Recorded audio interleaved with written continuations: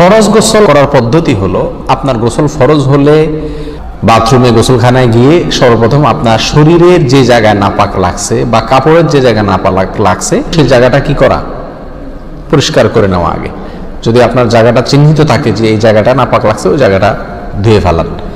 এরপরে নামাজের জন্য যেভাবে আমি অজু করছি সেভাবে অজু করা।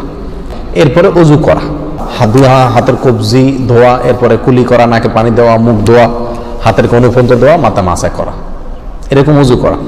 অজু করার পরে এবার আপনি গোসল করেন, সেটা শাওয়ার দিয়ে আপনি মাথার উপরে পানি ঢেলে হোক আর আপনার মগ দিয়া হোক, যেভাবে হোক আপনি গোসল করেন।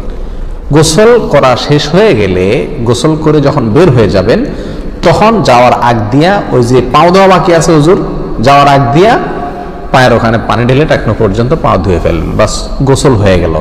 এই ভিতরে আপনার শরীরের প্রতিটি অঙ্গের প্রতিটি জায়গায় পানি পৌঁছানোর চেষ্টা করতে হবে। প্রকাশ্য অঙ্গ যেগুলো, নাভির প্যাচ থেকে নিয়ে, বগলের নিচ থেকে নিয়ে, আঙ্গুলের চিপা থেকে নিয়ে, প্রত্যেকটা জায়গায় যেন পানি যায়, সেজন্য সেখানে পানি পৌঁছানোর চেষ্টা করতে হবে। ডলার দরকার হলে ডলবে, যেভাবে ওখানে পানি পৌঁছাইতে হবে। কানের প্যাঁচের ভিতরে, একেবারে গভীরে না, প্যাচগুলোর ভিতরে যেন পানি যায় সেই দিকগুলো খেয়াল রাখতে হবে। কোনো একটি জায়গা যদি শুকনা থাকে তাহলে কি হবে না, ফরজ গোসল হবে না।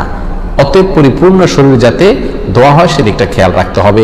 নেল পালিশ ইত্যাদি বা কোনো রং টং ইত্যাদির কারণে যদি কোনো আবরণ থাকে শরীরের উপরে, তাহলে সেগুলো সরা নিতে হবে, তা না হলে কি হবে না, ফরজ গোসল আদায় হবে না। কথা, প্রথমে শরীর এবং কাপড় থেকে নাপাকগুলো ধুয়ে নেব, এরপরে অজু করব পূর্ণাঙ্গভাবে, পা ধোয়া বাদে, এরপরে গোসল করব, আর বের হওয়ার সময় দোনো পাও টাকনো পর্যন্ত ধুয়ে তারপর বের হয়ে যাব। এই গোসলের সাথে আমার অজু হয়ে গেল। এই গোসলের পরে আর কি করার দরকার নাই, অজু করার দরকার নাই। অনেকে গোসলের পরে অজু করেন, এটা কোনো প্রয়োজন নাই। তবে কেউ যদি গোসল করা অবস্থায় তার পেশাব চলে আসে, অনেকে আছে পানির স্পর্শ লাগলে পেশাব বেশি আসে, তো গোসল করা অবস্থায় যদি তিনি পেশাব করে দেন বা অজু ভঙ্গের কোনো কারণ তার ভিতরে আসে, তার বায়ু ছাড়লেন, তাহলে তো সেক্ষেত্রে অজু যেটা শুরুতে করছিল ওইটুকু তো আর নাই, তাহলে তাকে আবার কি করতে হবে, নতুন করে গোসলের পরে অজু করতে হবে। এ হলো মোটামুটি ফরজ গোসলের পদ্ধতি।